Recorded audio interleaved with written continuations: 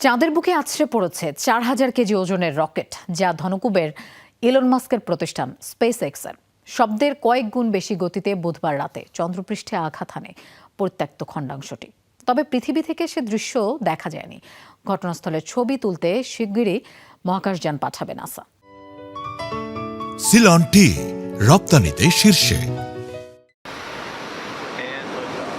২০২৫ সালে উৎক্ষেপণ করা হয়েছিল স্পেস এক্সের ফ্যালকন ৯ রকেটটি। নিয়মানুযায়ী উৎক্ষেপণের পর রকেটের ব্যবহৃত অংশগুলো পৃথিবীতে ফিরে আসে, কিন্তু সেই মিশনে বেশি শক্তি খরচ করায় রকেটের দ্বিতীয় ধাপটি পৃথিবীতে আর ফিরে আসতে পারেনি।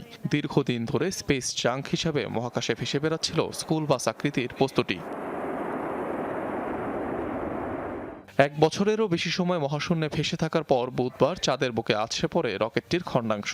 গতি ছিল শব্দের চেয়ে প্রায় ৭ গুণ। প্রায় ৪,০০০ কেজি ওজনের অংশটির সঙ্গে চন্দ্রপৃষ্ঠের সংঘর্ষের ফলে উৎপন্ন হয়ে থাকতে পারে প্রায় ৩ টন টিএনটির সমপরিমাণ শক্তি। চন্দ্রপৃষ্ঠে বিশাল গর্তের পাশাপাশি তৈরি হওয়ার কথা ১০ লাখ কেজির ধ্বংসাবশেষ। এটি পৃথিবীতে থাকা কোনো ব্যক্তির বা চাঁদে থাকা কোনো যন্ত্রপাতির জন্য বিন্দুমাত্র ক্ষতি করবে না। বস্তুত বিজ্ঞানীরা এই সংঘর্ষের ঘটনাটি নিয়ে গবেষণা করতে আগ্রহী, কারণ ভবিষ্যতে এই ধরনের ঘটনা পর্যবেক্ষণের পদ্ধতি নির্ধারণে আমাদের সাহায্য করতে পারে। তবে এই ঘটনা যেন মহাকাশ বিজ্ঞানের জন্য আশীর্বাদ।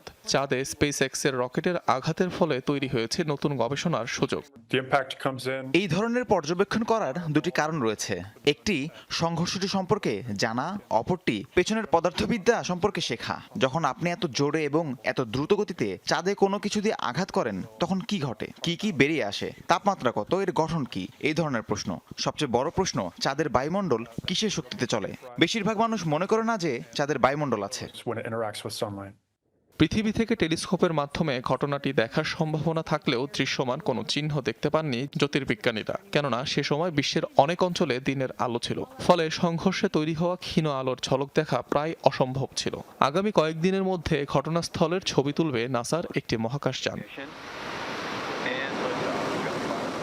অনিক রহমান, যমুনা নিউজ।